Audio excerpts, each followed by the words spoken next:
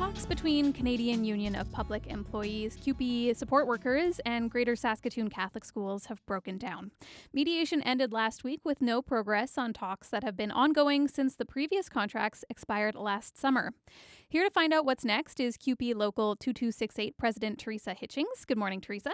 Good morning. And CUPE Local 3730 President Wayne Harriman is here as well. Hi, Wayne.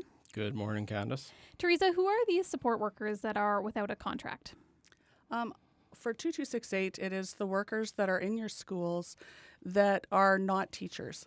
So if you see anyone that is an adult that's in the school working alongside students, our EAs, as well as our office staff, our cafeteria staff, nutrition workers, even Braillists and IT. Wayne, what are some of the outstanding issues on the table right now?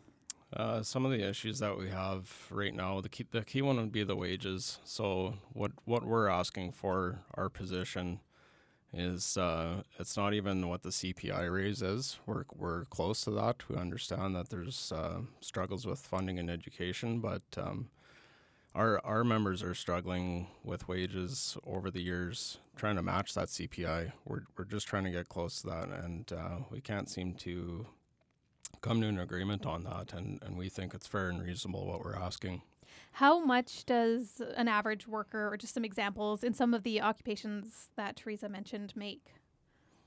Well, I can't speak for Teresa's unit. We're actually two separate unions working for the same employer, but in our local, we have actually quite a wide range. Like ours includes caretakers, service staff, which would be like painters, delivery guys, tradesmen. But I could speak on a caretaker. So if they're there for 4 years, they're making a wage of $24.98, and that's where we're struggling. It's these people are trying to support their families, support a career, and their children and wives, and I don't know how you make a go on that. So we have employees that are working 2 jobs, some of them 3 jobs. All they're doing is going to work. When they're done, they go home, say hi for about 3 minutes, put on their next gear, then they go to their next job. And I don't think it should be that way in, public funding job. Yeah, Teresa, you were nodding along. How much does an average worker make in your union? It varies on the position. Our largest classification that we have is educational assistants, of course.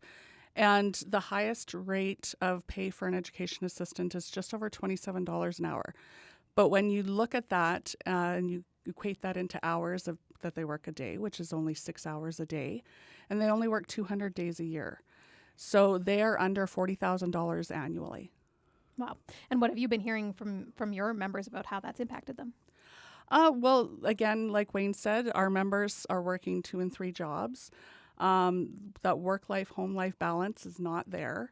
They're overworked, overstressed, and they can't continue to do this. We actually, with visits, talk to members and find out things like some of them are going to the food bank and to be able to make ends meet.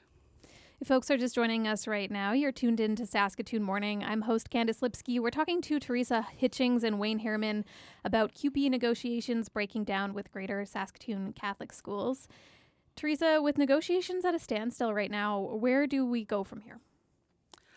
So we've had the mediation. Once the mediator gives their report to both parties, there's a 14-day cooling off period, at which time we will be talking with members and getting out there, speaking with them and informing them of everything. And then there will be potentially a strike vote. Wayne, what are you hoping happens in the next couple of weeks here?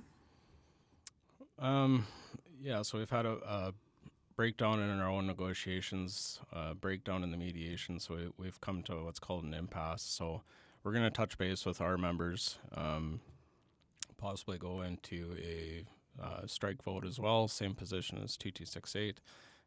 We're just hoping that somewhere in between, there's maybe a change of heart to see what it is that our workers are doing.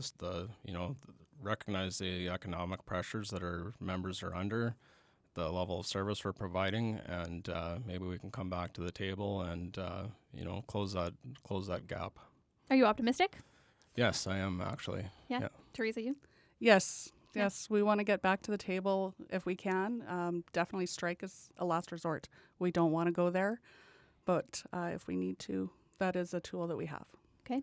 Teresa, thanks so much for coming in this morning. Oh, you're welcome. And Wayne, thank you. Thank you.